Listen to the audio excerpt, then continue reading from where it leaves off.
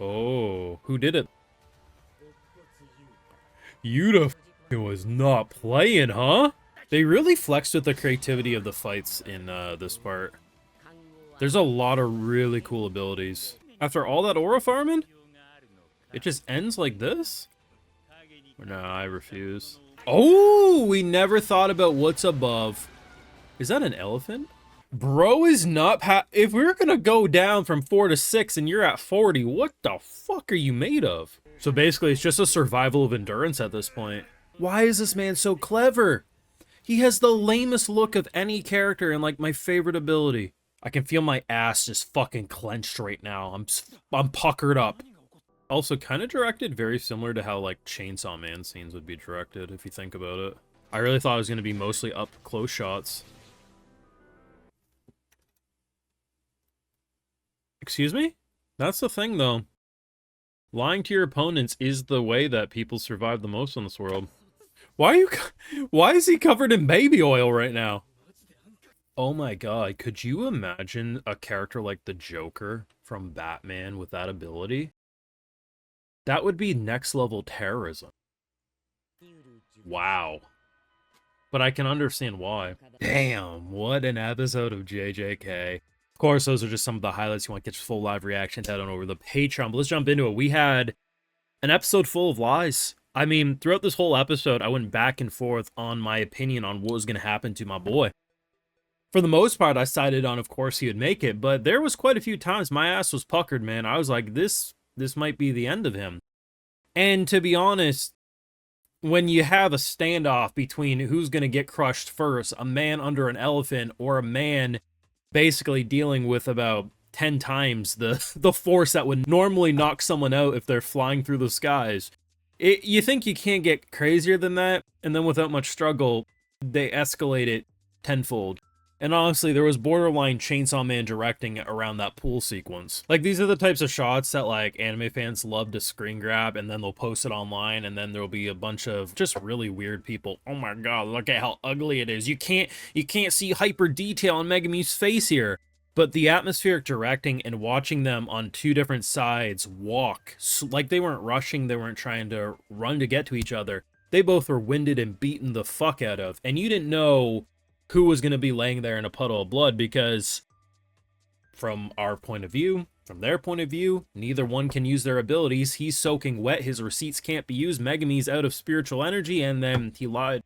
Because that is a core theme about JJK, is the concept of sorcerers lying.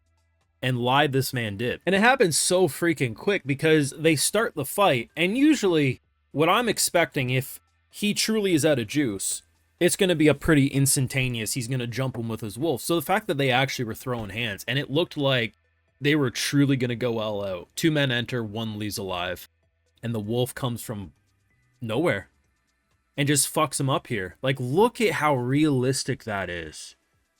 That is fucking wonderful. Megumi is a very fascinating character when you consider where he started. A lot of things that are still similar from his base introduction, but also a lot that is so much more intense. The most surprising twist of this whole exchange, though, wasn't the death itself, but more so what the death meant. Because killing him nets him 5 points, right?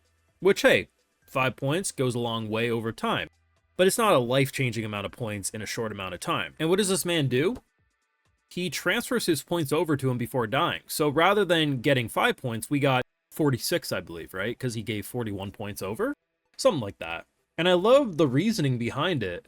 Is more of like, this will just be interesting. I wasn't really allied.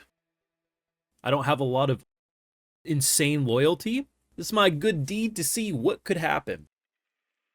I kind of fuck with that. This character, as far as I know, has only been on screen for a couple episodes total.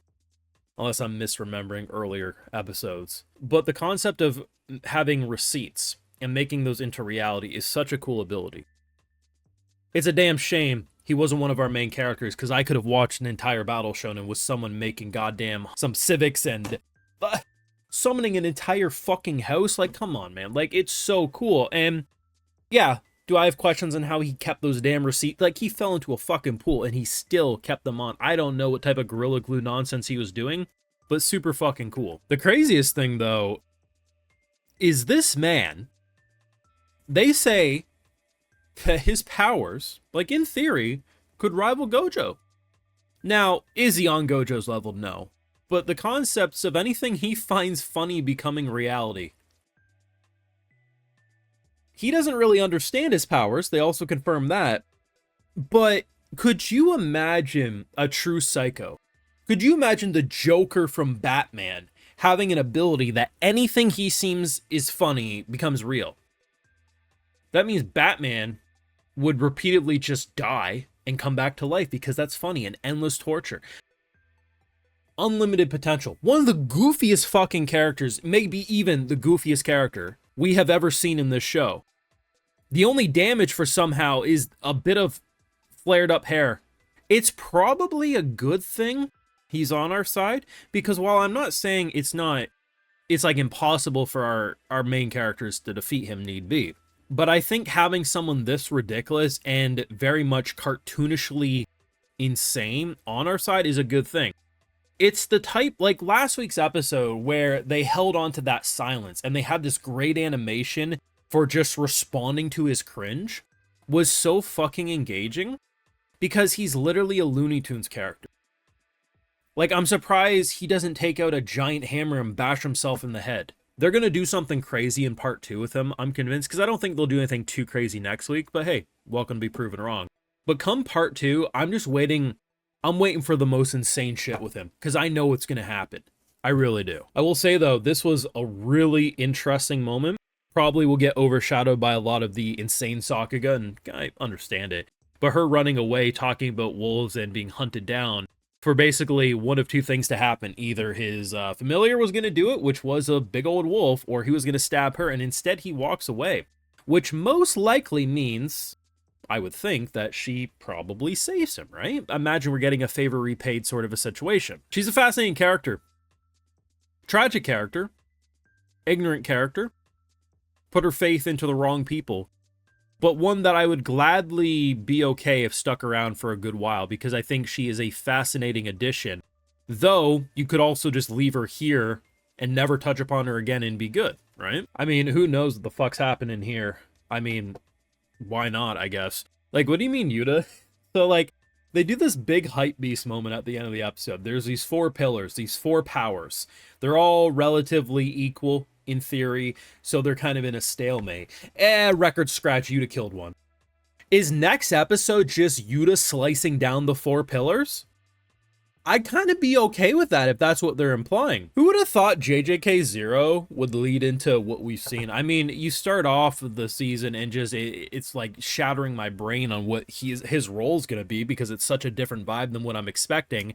Okay, now we're back on track. This is exactly what I'm expecting. And then they surprised me. Bro is looking like a fucking psychopath, man, and I'm here for it. Thank God, on our side. I better stay on our side, goddamn. JJK was great. This whole fucking day was great for anime. Big dogs slamming their dicks on the table, and no one's trying to out Big D the other, because they're all just fucking great shows this week. Your thoughts down below. I feel like half of this goddamn season you could argue is your favorite episode from JJK period. They're all that good. Let me know your thoughts down below. Drop a like, share your support, subscribe, ring that bell if you haven't already. And of course, Patreon for live reactions you live over there, and other exclusives, because you know I got to give those video shows to my patrons because they make it all possible over here on YouTube. All right, so today we got Zythrin, Rogue Knight, Pranay Sumshwar, Darian Smith, Raj Vermullins, Diedrich Savan, Chupacca, Davlin, Furno, and Pix Caliber. So I appreciate the support. Please take care, and y'all have a good one.